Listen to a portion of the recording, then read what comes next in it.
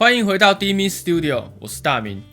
在音乐的学习过程中，除了把音符与拍子练起来之外，在乐句中的尾音也常常是被大家忽略的一环。今天我要告诉你2个可以让尾音变得更好听的方法。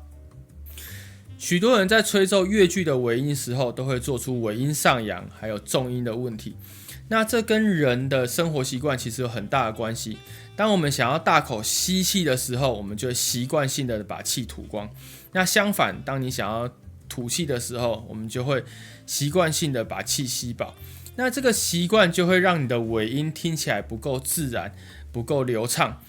那在练习的时候，我们自己很难发现这个问题，所以我会非常建议你，如果你有手机的录音软体，或甚至你有电脑可以帮你录音，你就可以把你的声音录下来，去播放，去听，看你的尾音是否自然。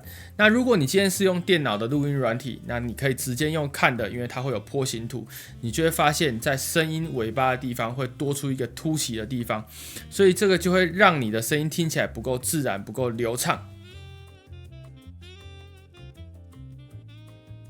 接下来我会示范2个片段，第一个是我们常见的错误，就是尾音上扬或压重音。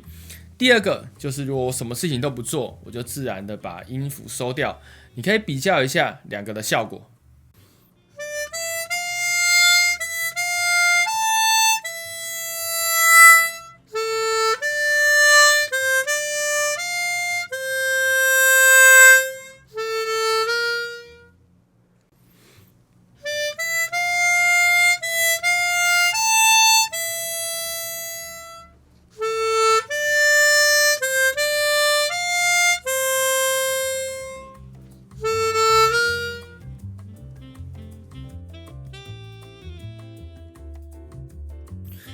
第2个方法是你可以在句尾加入正音。那如果你对正音的技巧操作不够了解的话，你可以点选左上方的资讯卡，去看我们之前频道里讲解过的舌正音与喉正音的影片。那加入正音之后，会让你这个句子听起来比较像在歌唱，所以听起来会比较精致，比较细致一些。接下来我也会示范2个片段，第一个是把尾音收掉，什么都不做；第二个是加入正音，让这个尾音听起来比较有料一些，大家可以比较看看。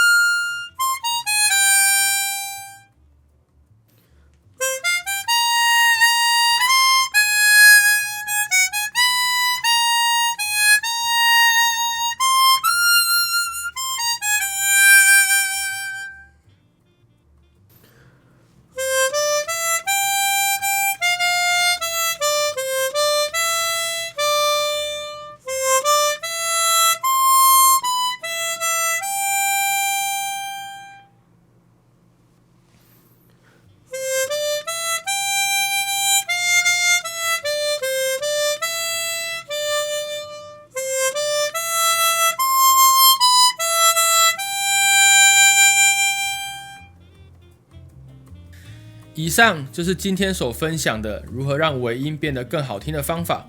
那如果你对我们的口琴课程有兴趣的话，也欢迎到下方资讯栏看更多详细的资料。